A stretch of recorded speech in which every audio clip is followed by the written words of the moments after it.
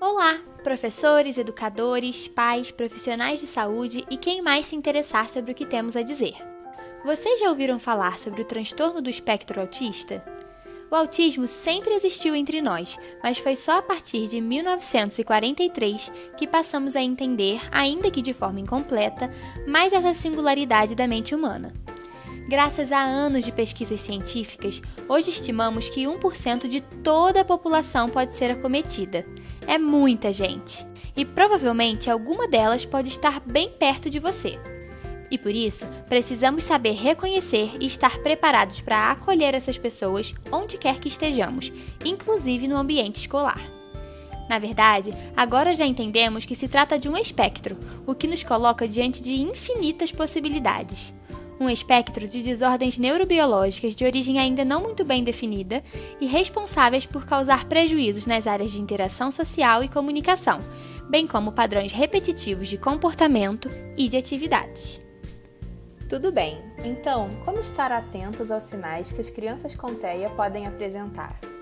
A primeira coisa que você precisa saber é que elas podem ter dificuldade em realizar aquilo que chamamos de interesse compartilhado, ou seja, a falha de reciprocidade de sorrisos, olhares, objetos e interesses.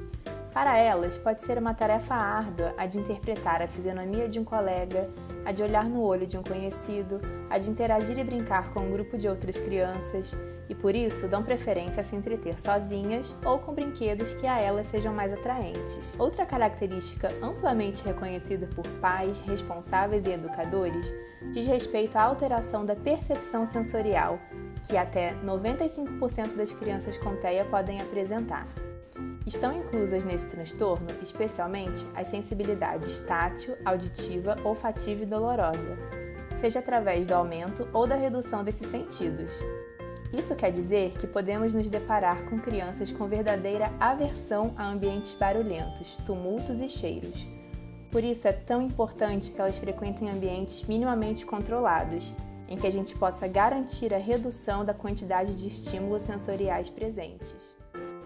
Vale a pena também ressaltarmos aqui uma outra característica peculiar e por vezes geradora de alguns constrangimentos. É comum estarmos diante de crianças muito literais. O uso de linguagem conotativa e metafórica não é de fácil entendimento para elas, e por isso é importante também o ajuste da nossa linguagem para facilitar a comunicação. Por exemplo, dizer que está chovendo canivetes pode equivocadamente gerar pânico, ou ainda comer cachorro quente, chutar o balde, dizer que as paredes têm ouvidos e por aí vai. Pode ser que você tenha observado também que aquela criança, ainda bebezinha, demorou a falar ou a balbuciar. Anos depois, quando ela já domina a fala e desenvolve interesses pessoais e habilidades específicas, seu discurso pode ganhar um tom professoral, de forma que ela possa falar durante horas sobre um assunto que ela domina. Afinal, o cérebro autista tende a ser especializado.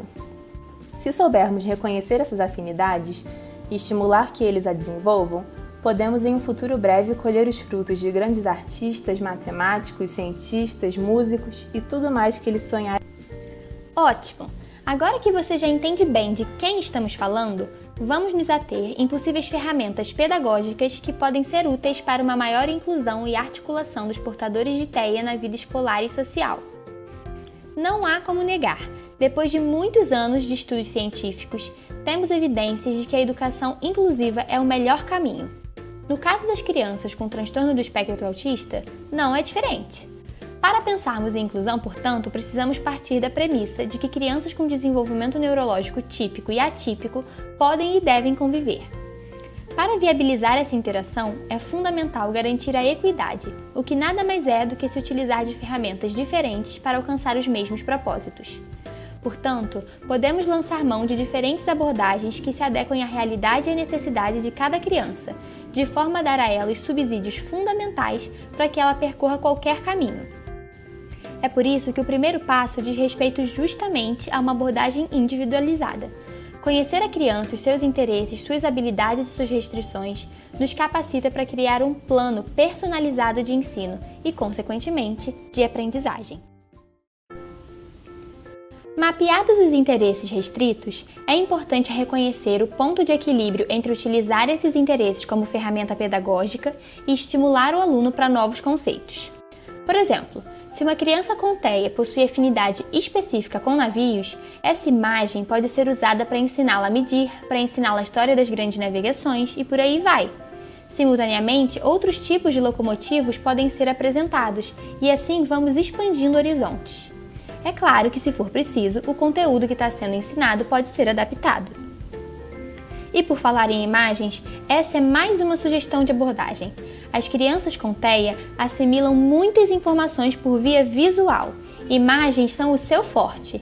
E dessa forma, podemos criar uma rotina organizando tarefas através de desenhos, antecipar atividades como educação física através de objetos sugestivos e assim ajudá-las a criar uma espécie de mapa mental como facilitador da comunicação e da educação. Outra ferramenta para a construção desse mapa pode ser a criação de um caderninho da linguagem figurada, onde a criança pode fazer anotações para consulta rápida de expressões, piadas e gírias as quais ela tenha dificuldade de interpretar. Se adaptar sempre vai exigir esforço. É por isso que a missão de pensar numa educação verdadeiramente inclusiva é de todos nós. O trabalho é coletivo, multidisciplinar e de dedicação, e envolve professores, psicólogos, médicos, fisioterapeutas e outros. A escola, além de capacitar toda a equipe de funcionários e de garantir mediadores para esses alunos, tem ainda uma tarefa de responsabilidade social no combate ao bullying e ao isolamento social.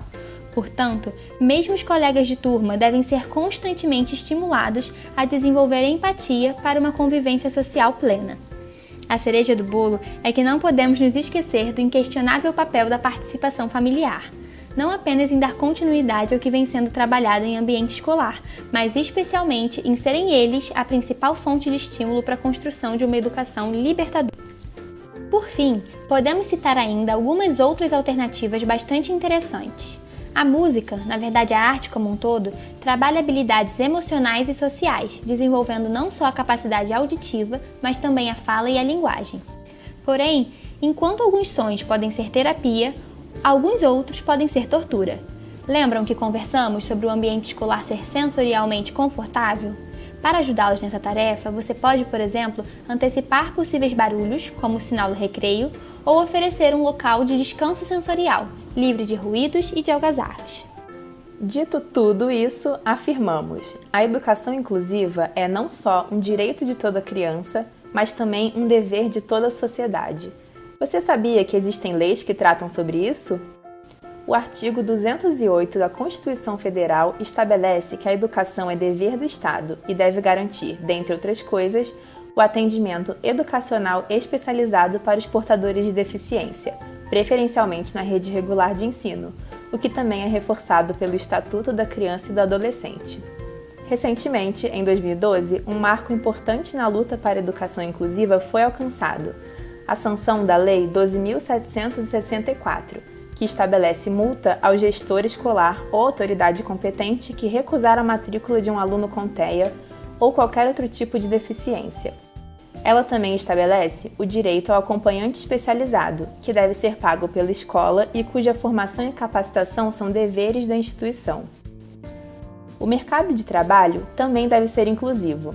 A Lei 8.213, de 1991, estabeleceu que pessoas com deficiência e reabilitados devem ocupar 2 a 5% dos postos de trabalho em empresas com mais de 100 empregados.